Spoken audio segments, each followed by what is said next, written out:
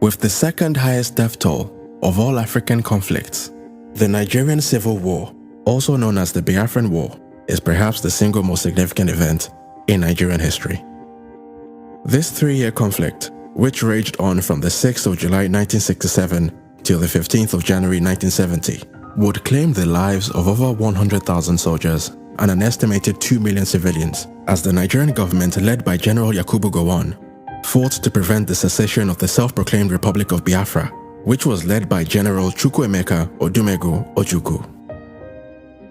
To fully understand the root cause of this brutal conflict, we need to go all the way back to the very beginning.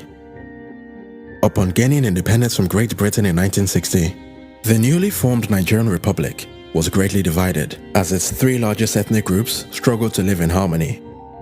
Beyond the more obvious distinctions like language, clothing, and marriage customs, Nigeria's 3 main ethnic groups also had fundamental differences in values and worldviews, which had been developed over the many centuries leading up to the colonial era and the formation of the Nigerian state. The Igbos, who represented about 60 to 70% of the population of the southeast, were mostly Christians who, in the centuries before the colonial era, had lived in relatively egalitarian societies. Although most Igbo towns and villages were headed by monarchs known as Ezes, the political decision-making process within Igbo communities was actually quite democratic, as it involved general assemblies composed of title holders and other respected members of Igbo society. Status was acquired through one's ability to solve societal issues, and respect was given primarily to those who had acquired wealth, as opposed to those who had simply inherited it.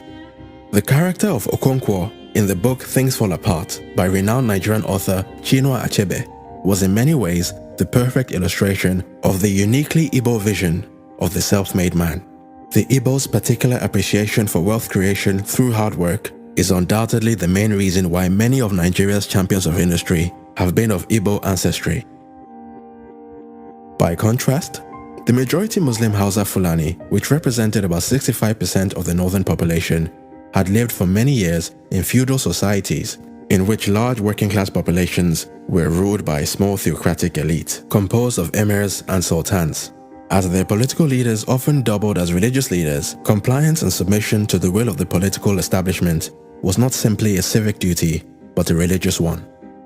Very much unlike in Igbo societies, there was nothing particularly odd or shameful about a man aspiring to live a modest life as a farm worker, craftsman, or a nomadic cattle herder. But contrary to commonly held prejudices, the Hausa Fulani were not in any way lazier or inherently less enterprising than their southern counterparts.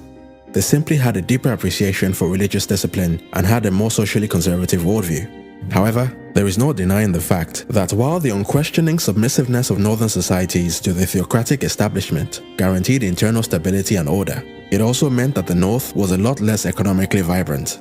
Northerners were generally less open to new ideas and often completely rejected secular education in favor of Islamic education.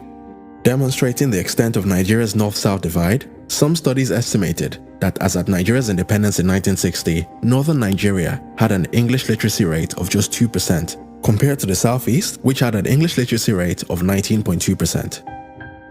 The Yorubas, which formed about 75% of Nigeria's southwestern population, were in many ways a sort of halfway house between the Igbos and the Hausa Fulani, both in terms of their religious affiliation and their political history.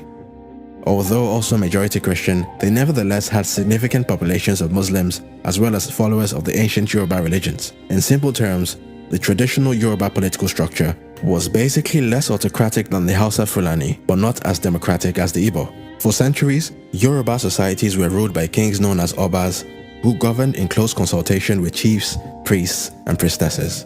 Culturally, the Yorubas were quite similar to the Igbo in their appreciation for individual drive and ambition. However, the Yorubas tended to channel their energies towards excellence in the arts and academia, as opposed to pure industry and wealth creation. Many often point to the Yorubas' deep appreciation of the arts as the reason why many of Nigeria's most prominent cultural icons, such as Afrobeat legend Fela Kuti and the Nobel Prize laureate Professor Wole Soyinka, have been of Yoruba ancestry.